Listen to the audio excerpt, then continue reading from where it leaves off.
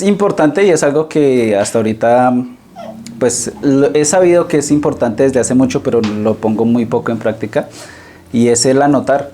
El anotar las enseñanzas es algo que es muy bueno porque nos puede permitir en la casa retroalimentar lo de la enseñanza. Y ahorita, gracias a Daniel, que ese es un apoyo muy grande, tenemos pues la participación en YouTube. Entonces, para los que quieran, pues pueden reescuchar los mensajes en YouTube. Así fue como yo escuché el de William. Y pues de la enseñanza él puede sacar ciertos como temas o digamos que sí, pequeños temas que quiero como repetirlos para que queden presentes en nosotros, más como para recalcarlos, y después ahí sí ahondaré en uno en específico, pero pues sí, en algunos. Pero entonces William inició haciendo referencia hacia Jesús. ¿A qué fue que vino Jesús a este mundo? ¿Qué creen que hizo Jesús a este mundo? Que vino a tantas cosas. Todo estaba en desorden, ¿no? Y entonces él vino a traer orden a este mundo, ¿no? Y la forma en la que él lo hizo fue anunciando que el reino se había acercado, ¿no? Entonces él le está diciendo, el reino se ha acercado, y esas eran las buenas nuevas que él estaba impartiendo, ¿no? Entonces Jesús vino y él anunciaba eso a todo el mundo, el reino de Dios se ha acercado, arrepiéntanse, ¿no? Entonces, ¿pero para quiénes vino? Solo mencionábamos pecadores. A los pecadores. A lo que se había perdido a su pueblo inicialmente. Se hizo mención en Mateo 5, y decía que bienaventurados los que lloran, bienaventurados los que, bueno, sufren y demás. Y se veía que mientras Jesús anunciaba su evangelio, él decía, traía buenas noticias para el mundo, la gente veía en Jesús que él era la solución, y traían sus enfermos, ¿no? O sea, siendo coherente con lo que él predicaba, él iba sanando, iba llevando un cambio de vida a todos, desde lo material hasta lo espiritual, lo físico, económico en algunos momentos. Y entonces básicamente Dios venía para todo aquel que lo necesitara, ¿sí? ¿Y quién lo necesita? Todos. Y estas cosas que Jesús iba anunciando, si lo vimos ahí en Mateo 5, generaba ciertas acciones en nosotros, o ciertas repercusiones en nosotros. Mientras Jesús iba sanando, iba perdonando pecados, iba impactando en las vidas de las personas. En ese pedazo de Mateo 5 dice que ya los últimos versículos no dice bienaventurados los que sufren, sino bienaventurados, o los que necesitan justicia, sino bienaventurados los que practican justicia, ¿sí? Los que buscan. Ya empiezan a hacer un impacto, ya no solo de Dios hacia nosotros, sino de nosotros hacia los demás, ¿sí? Entonces esas acciones que genera el cambio, la venida de Cristo en nosotros, también genera respuestas en las personas que nos oyen, ¿sí? Tenemos personas que seguían a Cristo, o sea, más y más iban sumando a Él, pero también tenían personas que como que estaban en contra, ¿sí? Que generaban entonces esos dos tipos de respuesta, los que estaban a favor y los seguían, y los que estaban en contra. Y también entonces en las bienaventuranzas nos decía como bienaventurados los que por mí sufren persecución. Sí, es muy completo, es que la Biblia es tan hermosa. Y entonces, después de esto Jesús, en el 5 ya ya en Mateo al final, Dios nos envía es a anunciar el evangelio. Sí, entonces somos enviados nosotros a anunciarlo, somos enviados nosotros a imitarlo a Él, ¿sí? A seguir su ejemplo de llevar las buenas nuevas de salvación, de imitarlo, y que la gente pues ya no sea seguidora de nuestros, sino seguidores de Cristo, que vean a Cristo a través de nuestras vidas, y pues no mostrarnos nosotros en humildad. Y ya lo último, se finalizó la enseñanza con un tema muy muy interesante, y es que en este proceso discipulado no estamos solos y no dejamos de ser discípulos, ¿sí? William nos mostró cómo funcionaba como en una estructura de familia, ¿sí? En el que el pequeño era el discípulo inicial, después ya hablaba de los jóvenes, que los jóvenes entonces discipulaban a los más pequeños. Ya después hablaba de los padres, que los padres discipulaban a los jóvenes y a los niños. Y por último hablaba de los ancianos. ¿Sí? Entonces, cada una de estas características o cada una de estas etapas de crecimiento traía como, aportaba algo de valor, ¿sí? El joven aportaba fuerza, el padre ya aportaba un poquito de fuerza y experiencia, y el anciano pues ya full experiencia, lo que es haber vivido toda una vida de crecimiento espiritual imitando a Dios y demás.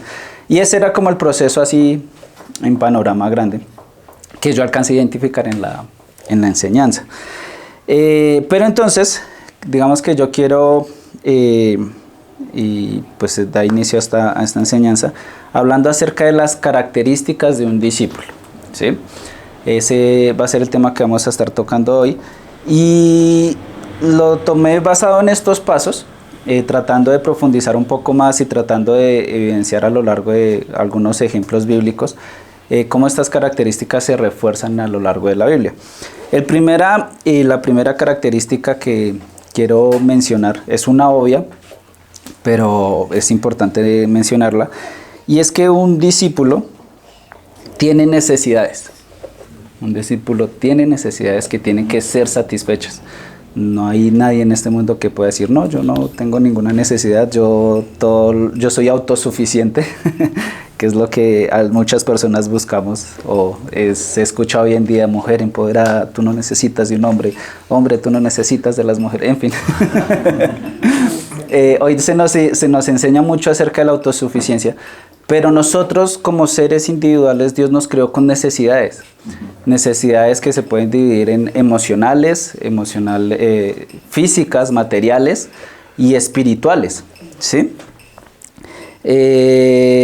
Y la diferencia, o lo que nos hace diferentes entre un discípulo y una persona del común, o un no discípulo, es en qué buscamos satisfacer esas necesidades, en qué o en quién las buscamos satisfacer. Por lo general nosotros las necesidades materiales siempre las satisfacemos en el trabajo, entonces nos afanamos por el dinero, tenemos que trabajar más y más, tenemos que producir, porque si yo no trabajo no como. Incluso usamos la Biblia: el que no trabaje, que no coma, y en fin. Y buscamos satisfacer esas necesidades materiales en eso, ¿sí? Las emocionales las buscamos satisfacer en personas, y que si estoy emo, si estoy apagado, busco a mi esposa, a mi esposo, y busco satisfacer esas necesidades en personas, en alguien en amigos. Con los jóvenes hoy en día que hemos podido acercarnos un poco más en algunos aspectos. Uno ve mucho este caso, en el caso de que ellos en búsqueda de buscando satisfacer sus necesidades emocionales, sobre todo vacíos que llevan, buscan no estar solos, nunca estar solos. Para ellos la soledad es algo terrible, entonces buscan estar siempre rodeados de amigos, pero cuando llegan a casa, la historia otra vez, como que todo, porque ya no están los amigos, ¿sí?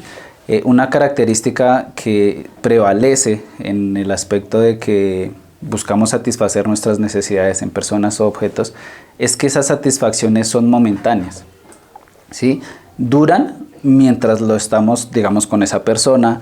Hoy en día se utiliza mucho los vicios, entonces lo busco llenar en el celular. Entonces usted ve a los muchachos hasta las 3 de la mañana ahí dándole y no pueden parar. O se satisfacen con ya sustancias psicoactivas o demás, y generamos ese tipo de vicios porque, claro, cuando dejo de estar con eso, la necesidad vuelve, ¿sí? Esa necesidad vuelve otra vez a estar en mí y es ahogadora, es incómoda, y necesito quitarla de mí, entonces busco otra vez, y por eso se genera esa dependencia tan fuerte al momento de satisfacer esas necesidades, apego a personas que realmente tal vez nos están haciendo daño. Bueno, en fin, muchas circunstancias. Y vemos muy reflejado este tema en Juan 4, del 7 al 21. Este es el caso o el segmento de la Biblia que habla acerca de la mujer samaritana. Dice: los seguidores se habían ido al pueblo a comprar comida. Mientras tanto, una mujer samaritana vino a sacar agua y Jesús le dijo: «Dame un poco de agua». La samaritana le dijo: «¿Por qué me pides agua si tú eres judío y yo soy samaritana?». Le dijo eso porque los judíos no se tratan con los samaritanos. Jesús le respondió: «No sabes lo que Dios da gratuitamente, ni sabes quién soy yo. Te estoy pidiendo un poco de agua, y si tú supieras quién soy, me estarías pidiendo a mí. Yo te puedo dar agua viva». La mujer le dijo: «Señor, no tienes ni siquiera un balde y el pozo es profundo. ¿De dónde me vas a dar agua viva? Nuestro antepasado Jacob nos dio este pozo. Sus hijos y sus animales bebieron de él. ¿Acaso eres más que él?». Él le contestó: «Todos los que tomen de esta agua volverán a tener sed, pero el que beba del agua que yo doy nunca más tendrá sed. El agua que le daré brotará dentro de él como un manantial que da vida eterna». La mujer le dijo: «Señor, dame de esa agua para que ya jamás tenga sed. Ni siquiera tendré que venir aquí a sacar agua». Él le dijo: «Ve a llamar a tu esposo y vuelve». Ella le contestó: «No tengo esposo». Jesús le dijo: «Así es, dices la verdad al decir que no tienes esposo. Has tenido 5 maridos y el hombre con quien vives ahora tampoco es tu marido. En eso tienes razón». «Señor, me doy cuenta de que eres un profeta. Nuestros antepasados adoraron a Dios en este monte, pero ustedes los judíos dicen que debe ser adorado en Jerusalén». Jesús le dijo: «Créeme, mujer, que llegará el momento en que ustedes no adorarán al Padre en este monte ni tampoco en Jerusalén». Podemos ver los 3 tipos... Sí, tampoco en Jerusalén. En este fragmento podemos ver los 3 tipos de necesidades reflejados en la vida de la mujer samaritana. El primero es la necesidad física. Ella tenía que ir por agua, estaba tal vez, no sé cómo es Samaria, tal vez es muy caliente, asumo yo. Tenían que ir por agua y tenía sed. Entonces ella decía: «Dios, o sea, si tú puedes satisfacer esa necesidad de agua, dámela, porque pues yo no tendré que volver a venir a este pozo», creía ella. Después tenemos una necesidad emocional. Vemos que ella generaba una dependencia hacia las personas. Ya había pasado por 5 maridos. Tal vez no podía estar sola, tal vez necesitaba estar en compañía de una persona y así. Y vemos una necesidad espiritual, porque es muy curioso. Están hablando de agua. Ella después, Jesús resulta hablándole de un esposo, y de un momento a otro ella empieza a hablar de adorar a Dios. Ella dice como no, y entonces le dice como no, si tú tienes 5 maridos, y ella: sí, tengo 5 maridos. ¿Y en dónde uno debe adorar? Es una conversación muy curiosa. Pero sí vemos ahí las 3 necesidades implícitas en este fragmento, y vemos cómo Dios le está diciendo, Jesús le está diciendo a ella: todas estas necesidades son resueltas en mí. Es en mí en quien tú puedes tener resuelto eso. No quiere decir ella, o no quiere decir eso, que ella no tuviera que volver a ir a tomar, a sacar agua o demás, sino que está en quien descansa y quien yo creo que es mi proveedor. Mi proveedor no es el trabajo que yo tengo. De hoy a mañana ese trabajo puede cambiar. De hoy a mañana puede venir otro virus y acabar con el mundo, o puede ser, y si nuestra confianza está puesta en mi trabajo, si mi confianza está puesta en mi esposa, que Dios no quiera puede morir o puede irse con otro o cualquier cosa, o sea, ahí es cuando empezamos a sufrir, porque nuestra confianza no está puesta en el que debe ser, en el cual es agua viva, sino que está puesta en cosas perecederas, cosas momentáneas.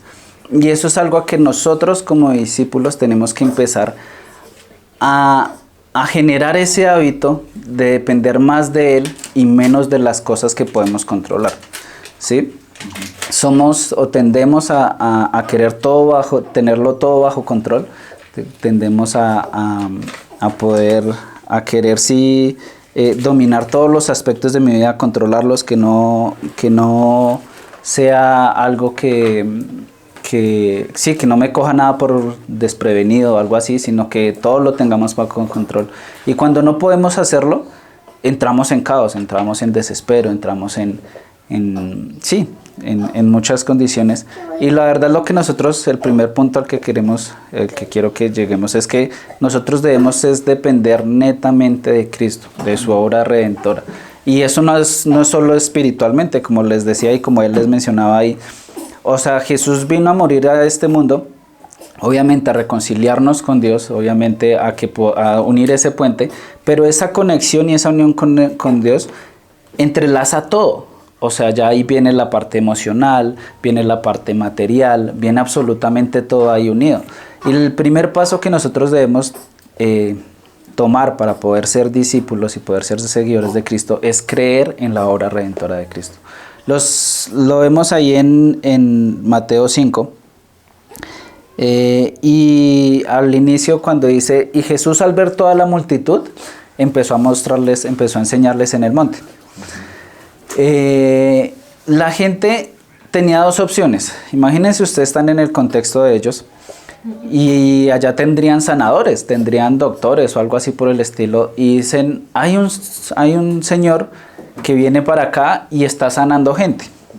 Ellos tenían dos opciones: o creer en eso, creer en que Jesús iba a poder solucionar sus problemas, o ir a donde si tenían cita médica, pues voy a la cita médica en lugar de ir al doctor, en lugar de ir a Cristo. Ellos tenían esas dos opciones, pero lo primero que hicieron fue creer. Y eso es lo que nosotros tenemos que hacer: creer que en Jesús están satisfechas todas nuestras necesidades, que Él tiene el poder y el control de hacer con mi vida lo que Él quiera. En ocasiones eso puede ser momentos de necesidad. En ocasiones porque curiosamente nosotros los humanos funcionamos en que cuando estamos desesperados, ahí sí es cuando miramos arriba, pero cuando empezamos a tener un poquitico de bendición, otra vez nos olvidamos de Él. Y Dios no es que lo haga, pero utiliza esos momentos de necesidad para que nosotros nos acerquemos a Él, para que nosotros realmente podamos depender y buscar cada día más de Él, ¿sí?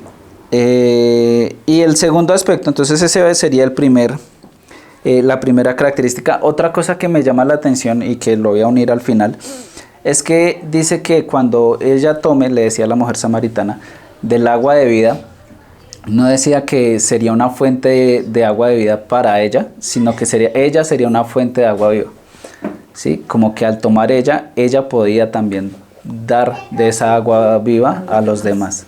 Eso es algo que también me llama mucho la atención.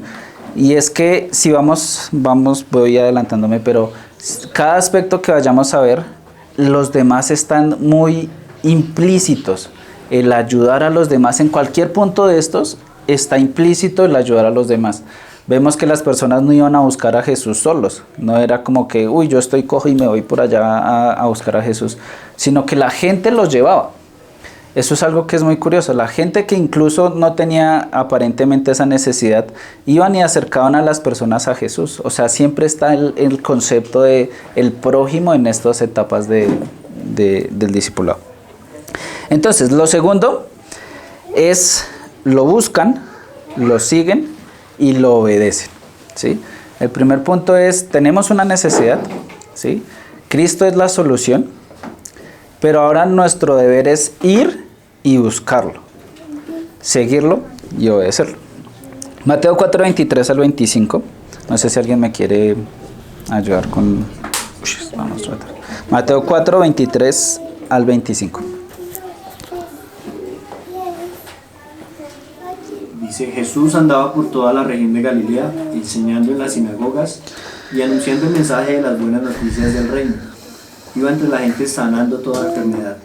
Su fama se difundió por toda Siria. Le traían a todos los que padecían de diversas enfermedades y a los que sufrían graves dolores. También le traían a los atormentados por algún demonio, a los epilépticos y a los paralíticos, y él los sanaba. Muchísima gente de Galilea, de Decápolis, de Jerusalén, de Judea y del otro lado del río Jordán seguía a Jesús. Listos, entonces vemos. Jesús estaba anunciando el evangelio, estaba anunciando las buenas nuevas de salvación, de que el reino de Dios se había acercado al mundo, y la gente empezó a creer, empezó a ir a buscarlo. No era que Jesús tenía que ir puerta por puerta, no lo narra, Tal vez en algunas ocasiones iba a alguna casa puntual, pero era por algo específico. Pero él iba por el camino, anunciando el evangelio, y la gente iba y lo buscaba. Señor, tengo tal necesidad. Señor, tengo tengo tal cosa que necesito que tú me soluciones. Y la gente iba y lo buscaba a él. Una característica de un discípulo es que lo busca intencionalmente, no es por coincidencia, no es porque es la última opción que tengo, sino que busca intencionalmente estar en contacto con Jesús, ir a Él, a la fuente de vida. ¿Sí? No es ir porque se me ocurrió, porque me dijeron y que me tienen que estar apoyando, sino que Él intencionalmente lo busca. Aquí dice también, y le siguió mucha gente de Galilea, de Decápolis, de Jerusalén, de Judea y del otro lado del Jordán. Lo buscan y lo siguen. Quiere decir que persisten en esa búsqueda, ¿sí? Mucha gente lo seguía. Estaba con él durante mucho tiempo hasta que muchos de ellos se convirtieron en sus discípulos. Él habla de un grupo grande de discípulos porque estaban constantemente en esa búsqueda, en ese seguimiento de Jesús, ¿sí? De que Él les hablara, les alimentara, les trayera palabras de que llenaran sus necesidades emocionales, físicas y materiales. Y por último, entonces lo buscan, lo siguen y por último le obedecen. Y esta yo creo que es una de las partes más difíciles. Santiago 1, 22 al 27 dice: pero no es suficiente con solo oír el mensaje de Dios, hay que obedecerlo. Si solo lo oyen sin hacer lo que dice, se están engañando a sí mismos. El que oye el mensaje de Dios sin obedecer lo que dice es como el que se mira en un espejo. Se mira en el espejo, se va y pronto olvida lo mal que se veía. Por el contrario, el que se fija bien en la ley perfecta, la que libera a la gente y la pone en práctica en lugar de ser un oyente olvidadizo, será afortunado en lo que hace. Si alguien se cree religioso pero no controla sus palabras, se engaña a sí mismo y su religión no vale nada. La religión pura y sin contaminación que Dios sí acepta es esta: ayudar a los huérfanos y a las viudas en sus dificultades y no dejarse influenciar por la maldad del mundo. Bueno, hay algo que digamos que trabajé el año pasado mucho de la mano de los jóvenes, y es que esta parte es muy compleja. En esta parte veíamos que los jóvenes llegaban, se acercaban, pero la parte de obedecer a Dios, la parte de realmente transformarse y como entregar su vida, sus gustos, sus pasiones, cuesta mucho. Y entonces uno veía que ellos estaban buscando, pero no, como que no querían dejar sus pasiones, sino yo no quiero dejar esto no lo dejo. Yo sigo sirviendo y yo sigo asistiendo a la iglesia todos los días que necesite, todos los días que pueda para estar con los demás. Pero cambiar esto, tal vez después Dios me lo cambiará. O buscaban, muchas conversaciones que tenían era, pero ¿por qué Dios no me cambia? Porque Dios no solo un día me dice como me transforma y tú ya no tienes esta tentación, tú ya no tienes esta cosa. Y no, somos, como individuos tendemos a ser muy facilistas. Tendemos a ser muy que Dios me haga todo, que Dios sea el que me dé, el que me transforme, y no, esto realmente amerita hábitos, amerita esfuerzo personal, que cada persona diga, yo sé que esto está mal, sé que mi enojo está perjudicando mi vida relacional, que mi avaricia, el dinero, todo esto me está perjudicando y yo tengo que cambiar. Tengo que empezar a cambiar estas cosas y lo voy a hacer poco a poco. Vemos que la obra de Dios a lo largo de toda la Biblia es algo que se ve muy notorio. En la Biblia hay patrones, ¿sí? Cosas, conceptos que se repiten a lo largo de toda la Biblia y son muy similares digamos, en concepto. Y vemos que la obra redentora de Cristo es esa, es por pasos. No es que Dios un día dijo, yo me hice cristiano y adiós tentaciones, ya soy perfecto, ya todo no obra perfectamente en mí, ya soy, mejor dicho, puedo predicar, evangelizar, orar, echar fuera demonios y sanar y demás. No, todos son procesos. Dios hizo la creación y la creación, yo siempre lo he dicho, es una forma narrativa hermosa, porque perfectamente en la Biblia nos podían, o sea, Dios es todopoderoso. Él podía haber dicho que se haga todo como yo quiero ya y todo surgió. No, estaba todo en desorden, nos narra la Biblia, y Él empezó a orar poco a poco. Primero que haya luz, primero que se separe la luz, después que se separe la luz de las tinieblas, después que se separe el agua del mar, de la tierra, después que haya vida, después, y así todo fue proceso, cambio a cambio. Y algo que les costaba mucho a los jóvenes era eso, aceptar que todo es un proceso. Sí, que no es que Dios diga, uy, yo ya soy cristiano, estoy orando, llevo 2 días orando juicioso y ya ver cambios en mi vida, cambios drásticos. Es algo que es paulatino, es con el tiempo, amerita esfuerzo, como les digo, amerita esfuerzo personal, de hábitos, de compañía, de gente que me esté apoyando, y yo aprovechar ese apoyo, porque pues muchas veces nos están apoyando y tal vez como que más bien los rechazamos. Amerita muchas cosas, pero ese proceso de cambio es el que se está manifestando en mi vida y el que está permitiendo que mi vida se vaya convirtiendo en fuente de vida para los demás. O sea, que mi vida sea una forma en la que se brota y se muestre a Cristo, que los demás puedan ver en mí a Cristo y puedan también compartirse y querer antojarse, tomar de esa agua, ¿sí? Pero eso es algo que es con el tiempo. Hábitos, o sea, empezar nosotros poco a poco, ir cambiando las cosas que están mal y poniendo cosas buenas. Hay una canción, últimamente, bueno, sí, ya llevo varios años escuchando rap, trap cristiano y demás, y hay una canción que dice quita y pon, y habla acerca de eso, de quitar las cosas malas y poner cosas buenas, porque no solo basta con quitarlas, esos vacíos que deja lo que quitamos, si no los llenamos con algo bueno, lo más probable es que volvamos a recaer. Entonces hay cosas que tenemos que quitar, hábitos que tenemos que empezar a quitar poco a poco y irlos cambiando por cosas buenas, cosas que realmente nos vayan aportando en este crecimiento, que nos vayan aportando en esta etapa de discipulado que, como les decíamos, es un proceso, no es algo que es ya lo hice, sino que eso va a ir, o sea, nuestro crecimiento va a ir hasta que Cristo venga, hasta que o hasta que nos muramos, o una de dos. Y entonces tenemos que siempre estar mirando qué hay mal en mi vida, qué tengo que quitar y qué tengo que ir agregando para que mi vida cada vez sea transformada más como Él. Y lo último que digamos que nos narra esta parte, es que ya cuando nosotros estamos haciendo esto, identificamos que tenemos necesidades, identificamos que es en Cristo que podemos solucionarlas, que es Él el que nos da tranquilidad, entonces empezamos a cambiar cosas malas que tenemos, poner cosas buenas. Lo que sigue es compartirlo con los demás, ¿sí? El tercero, sí. Un verdadero discípulo comparte de él con los demás. Entonces, Mateo 28:19 nos dice: por tanto, id y haced discípulos a todas las naciones, bautizándolos en el nombre del Padre y del Hijo y del Espíritu Santo, enseñándoles que guarden todas las cosas que os he mandado.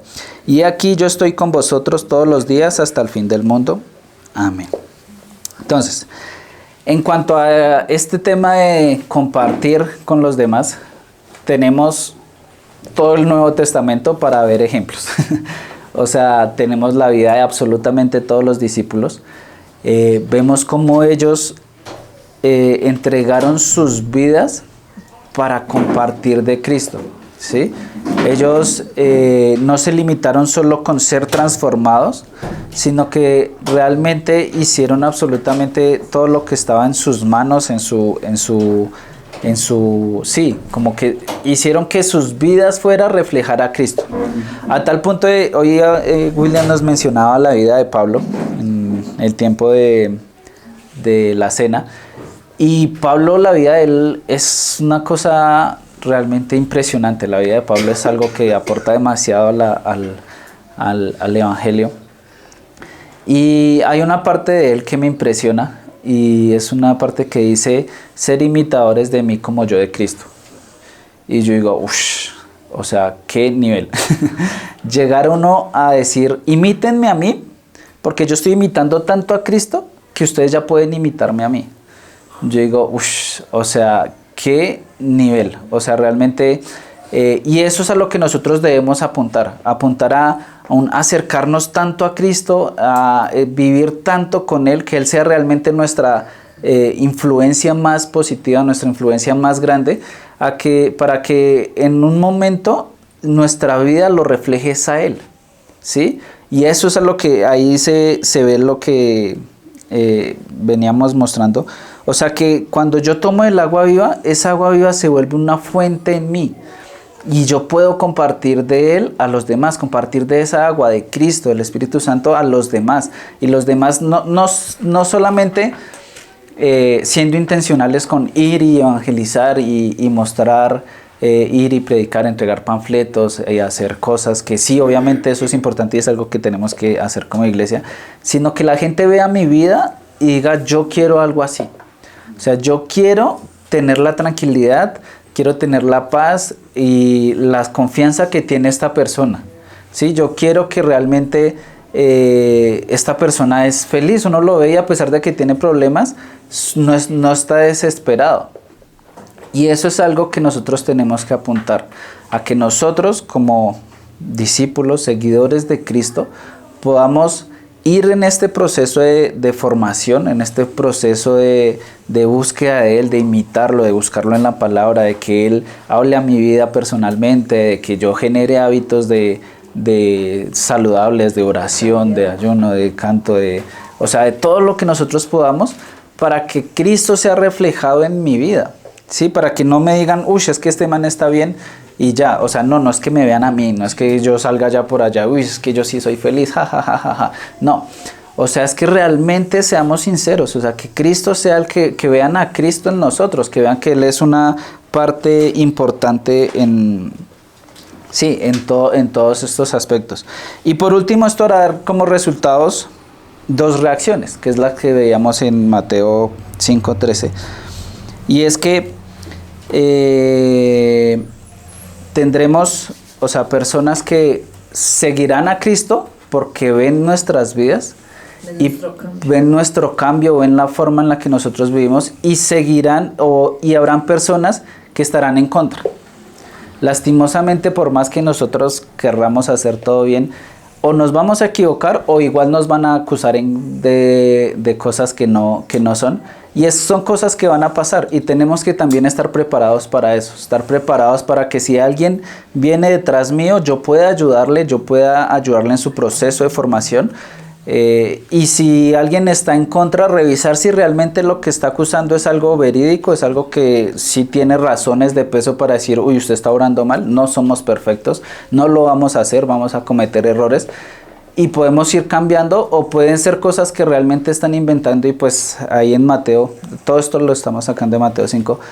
Mateo 5 nos dice, pues bienaventurados cuando os vituperen, cuando hablen cosas que no son de ustedes. O sea, no se preocupen porque sí van a venir persecución, va a venir, incluso va a venir de parte de la misma iglesia, y en ocasiones tal vez es lo que más se evidencia, que es la iglesia la que ataca cuando uno empieza a moverse o a tratar de hacer las cosas bien, pero es normal y tenemos que nosotros aceptar que pues todos estos tipos de cosas hacen parte de nuestra formación, tanto las cosas que son positivas, las personas que tal vez quieran agradar y unirse a Cristo a través de lo que nosotros, ese proceso discipulado que tengamos, o las personas que estén en contra y pues que no realmente estén como atacándonos por este proceso.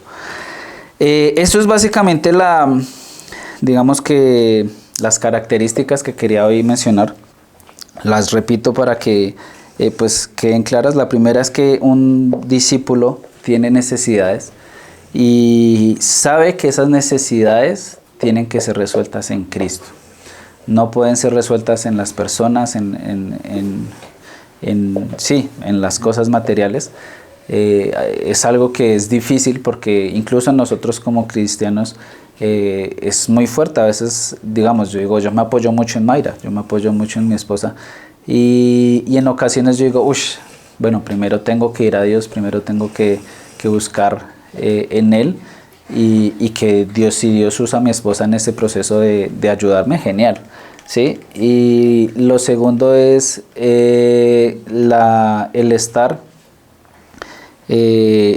identificar que tengo necesidades. Nadie puede decir yo no tengo necesidades. Buscar satisfacerlas en Cristo y buscarlo intencionalmente, que esas necesidades sean resueltas en Él, que no sea algo esporádico, que no sea algo porque me toca, sino que intencionalmente lo busco, lo sigo y le obedezco, ¿sí?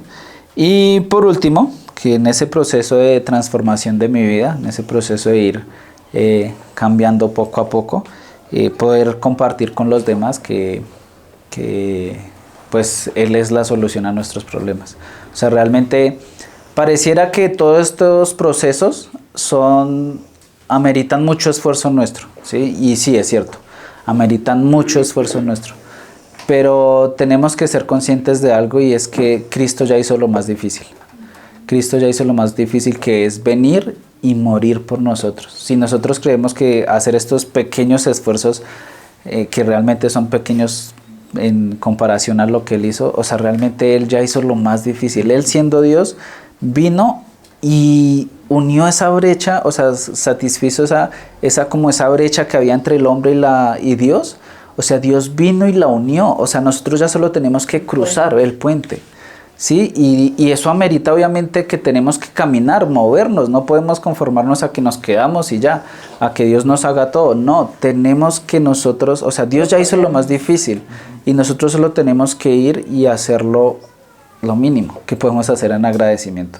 Y es seguirlo a Él, amarlo a Él, siempre teniendo presente a los demás. O sea, a lo largo de todo el Nuevo Testamento y todo el Antiguo Testamento también se ve que el ayuda al prójimo, el pensar siempre en los demás, está muy presente en nuestra formación. Y tal vez eso sí ya es una teoría mía, no certificada. Y es que cuando yo dejo de enfocarme tanto en mí y empiezo a ayudar más a los demás, como que cosas de mi vida con las que lucho se van solucionando. ¿Sí? Cuando yo empiezo a enfocarme más y más en tratar de ayudar al prójimo, de estar ayudando a mí, o sea, el prójimo empieza con mi esposa, el prójimo empieza con mis hijos, el prójimo empieza después con las demás personas. Pero entre más yo me enfoco en ayudar a esas personas, como que mis luchas también van disminuyendo. Es algo que me ha funcionado a mí, no sé si le funcionará a todos. Igual cada quien buscará sus estrategias y demás. Pero sí es necesario que nosotros pensemos mucho en los demás. La Biblia nos dice que la ley se resume en dos cosas: en amar a Dios sobre todas las cosas y al prójimo como a nosotros mismos. Entonces, pues es algo que quería traer. Realmente el tema del discipulado y demás empezará a tratarse en forma a partir del próximo domingo. Pero estos temas y estas, digamos que refuerzos, es para que tengamos un contexto y podamos, digamos que, recibir de la mejor forma este tiempo que vamos a tener. Entonces, pues oremos para terminar y pues concluimos. Amado Dios y Padre Santo Celestial, queremos dar gracias, Señor, gracias porque cada vez que te buscamos a ti, Señor, buscamos en la palabra, nos maravillamos más y más, Señor, de la impresionante obra que hiciste tú, Señor, en aquella cruz, Señor. Gracias porque realmente nosotros no merecíamos absolutamente nada de ti, Señor, un sacrificio tan grande como el que tú hiciste, Señor. Y aún así, Señor, tú en tu misericordia y amor, Señor, decidiste venir a este mundo, Señor, humillarte a lo más sumo, Señor, y morir en una cruz por nuestros pecados, Señor, incluso por este acto, Señor, del sacrificio que hiciste, Señor. Sabemos y somos conscientes que este afecta a todos los ámbitos de nuestra vida, Señor, los ámbitos emocionales, materiales y espirituales, Señor. Y por eso te damos gracias, Señor. Te damos gracias porque podemos descansar en ti, Señor, en tu obra redentora. Podemos descansar en que tú tienes el control de absolutamente todas las cosas, Señor. y que para nosotros los hijos tuyos, Señor, todas las cosas obran para bien, Señor. Gracias por este tiempo que nos has permitido tener, Señor, y sé permitiendo, Señor, que podamos tanto repasar estos temas en casa, Señor, como si es posible ver los videos en YouTube, Señor. Gracias por estas herramientas que tú permites que podamos tener a disposición, Señor, y por las personas que has colocado en esto, Señor. Gracias, Padre Santo, por hacerlo. Amén. Amén.